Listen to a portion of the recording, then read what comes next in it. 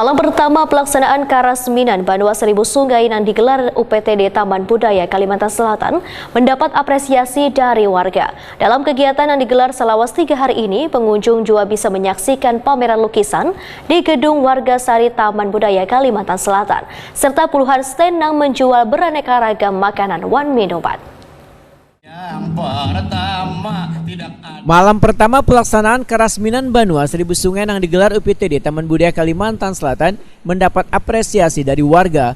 Terlihat warga memadati lingkungan Taman Budaya Kalimantan Selatan yang berada di Jalan Hasan Basri, Banjarmasin Utara malam Sabtu 19 Agustus 2022. Pesta rakyat atau Karasminan Banua Seribu Sungai ini berlangsung di panggung terbuka Bahtiar Sanderta. Dalam kegiatan yang digelar selama 3 hari ini, pengunjung juga bisa menyaksikan pameran lukisan di gedung Warga Sari Taman Budaya Kalimantan Selatan yang buka sejak tanggal 16 hingga 21 Agustus 2022 serta puluhan stand yang menjual beraneka ragam makanan dan minuman. Selain itu, pada malam harinya pengunjung bisa menikmati sajian pergelaran kesenian tradisional.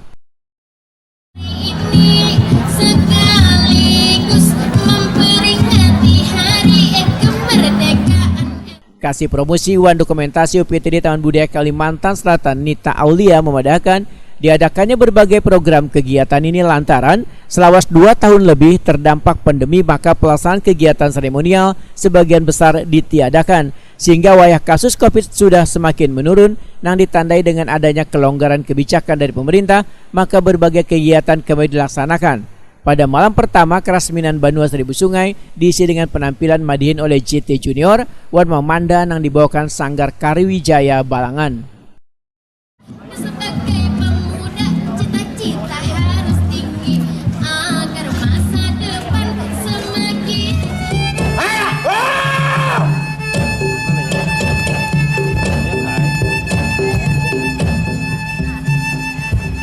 Bu Henny Kang harus bertanggung jawab. Kakak aja. Ayo kita bawa Panglima. Bawa angkot.